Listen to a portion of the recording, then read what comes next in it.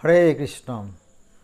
আজকের গল্পের বিষয়বস্তু হলো যে একটা গাধা তার রাজা হওয়ার শখ, তো কীভাবে অন্যের প্ররোচনায় পড়ে গাধাটি নিজের সর্বনাশ ডেকে আনলো, এটা নিয়ে আজকের গল্প। তা গল্পটি শুরু করা যাক। গল্পটি হলো এরকম যে এক বনে, আপনারা জানেন তো বনের রাজা পশুরাজ সিংহ বনের রাজা। তো সেই বনে অনেক পশু পাখি ইত্যাদি ছিল। তো সেই বনের রাজা সিংহের সঙ্গে একবার একটি শিয়ালের বন্ধুত্ব হলো। শিয়াল জানেন তো আপনারা যে শিয়াল হচ্ছে চালাক প্রাণী। তো সেই শিয়াল চিন্তা করলো কি যে যদি রাজার সঙ্গে বন্ধুত্ব স্থাপন করি তাহলে অনেক ফ্যাসিলিটি পাওয়া যাবে, অনেক সুবিধা পাওয়া যাবে। রাজা যা শিকার করে নিয়ে আসবে, সিংহ যা শিকার করে নিয়ে আসবে, সেগুলোর অবশিষ্ট যা হবে সেগুলো আমি খেতে পাবো, আমাকে আর আলাদা করে শিকার করার প্রয়োজনই হবে না। রাজার সঙ্গে বন্ধুত্ব করার এইটাই সুবিধা। তো এইভাবে রাজার গুহাতে, সিংহের গুহাতে প্রত্যেক দিন দেখা করতে যেত শিয়াল, কেমন আছে না আছে ইত্যাদি খবর নিত। তো একদিন সেই সিংহটা শিয়ালকে বলল যে আজকে আমার শরীরটা খুব খারাপ, আজকে আমি শিকার করতে যাওয়ার মতন শরীরের অবস্থা নাই। তো তুমি এক কাজ করো, তুমি আমার জন্য কিছু খাদ্য সংগ্রহ করে নিয়ে এসো। তো শিয়াল দেখলো মহা বিপদ, সিংহের জন্য তাকে খাদ্য সংগ্রহ করতে হবে। তো সিংহের জন্যে তো কোনো ছোটোখাটো প্রাণী নিয়ে আসলে হবে না, কোনো বড় সড়ো প্রাণী নিয়ে আসতে হবে যাতে সিংহেরও হয়ে যায় আর তার উচ্ছিষ্ট সেও খেতে পারে। তো সে এইভাবে, আর সে চিন্তা করলো কি যে রাজার কথা তো শুনতেই হবে, রাজার কথা যদি না শুনি তাহলে রাজাই হয়তো তাকে খেয়ে শেষ করে ফেলবে। তো সে শিয়ালটা এইভাবে সে বেরিয়ে গেল, গুহা থেকে বেরিয়ে গেল, দিয়ে জঙ্গলে ঘুরতে লাগলো যে কী করা যায়, চিন্তা করতে লাগলো কী করা যায়, কীভাবে রাজার জন্যে আমি খাদ্য সংগ্রহ করব। তো এই সময় দেখলো যে একটা ঘোড়া আসছে।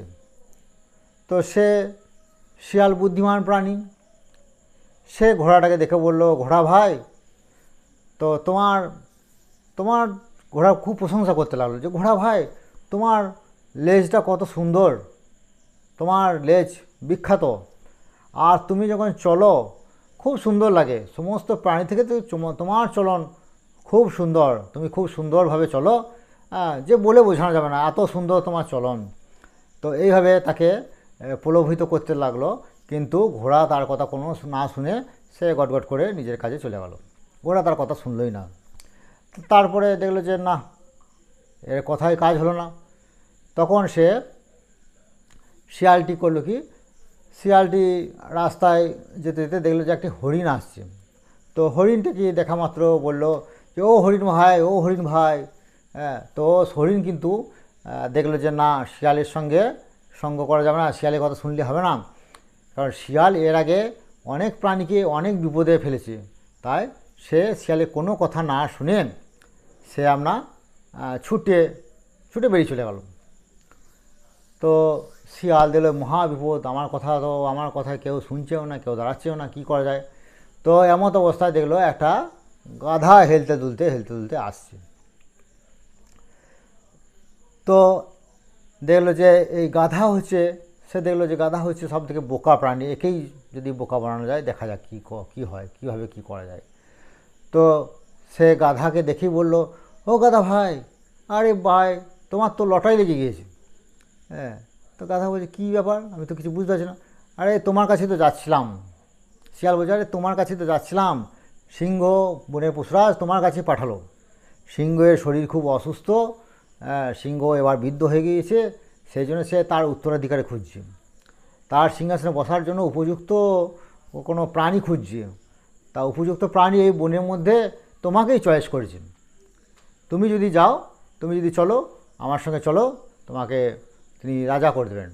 তো গাধা দেখলো যে খুব ভালোই হবে, আমি যদি রাজা হয়ে যাই, বনের রাজা হয়ে যায়, তাহলে আমাকে সবাই যে বোকা বলে, আমাকে যে সবাই নানা রকম তুচ্ছতাচ্ছিল্য করে, সেটা করবে না গো।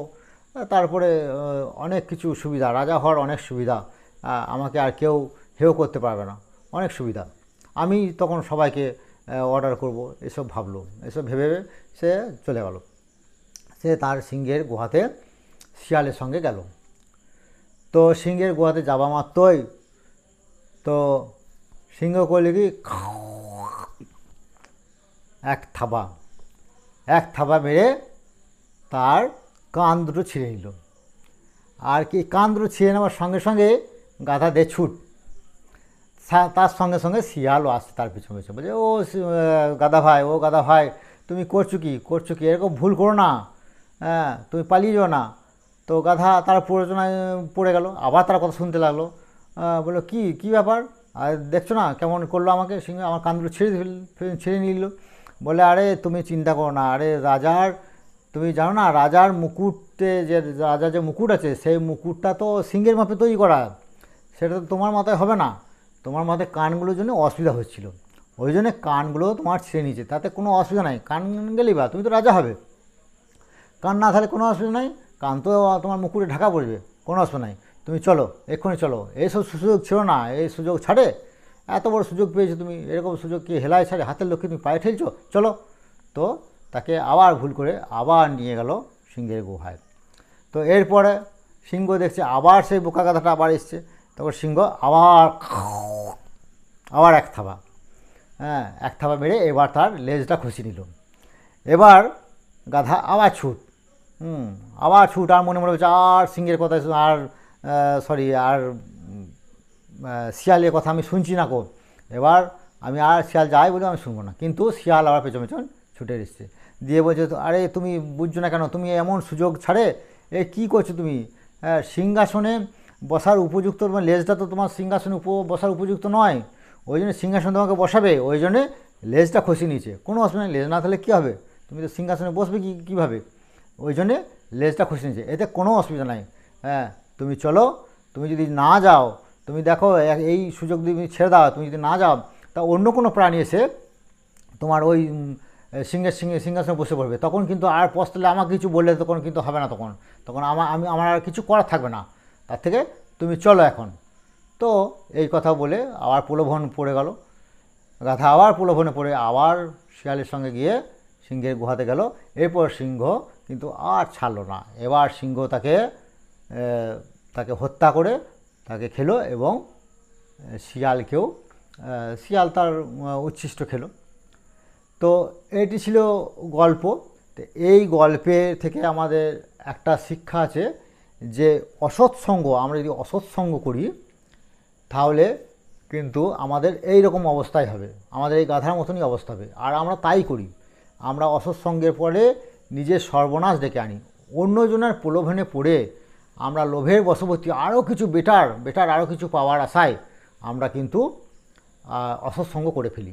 তাই আমাদের উচিত যে এই অসৎসঙ্গ পরিত্যাগ করে সৎসঙ্গ সাধুসঙ্গ করা, যাতে পরমার্থিক উন্নতি লাভ হয় এবং আমরা আমাদের জীবনকে সুন্দরভাবে গড়ে তুলতে পারি। হরে কৃষ্ণ। এই ছিল আজকের গল্পটি শেষ পর্যন্ত শোনার জন্য সকলকে ধন্যবাদ। হরে কৃষ্ণ।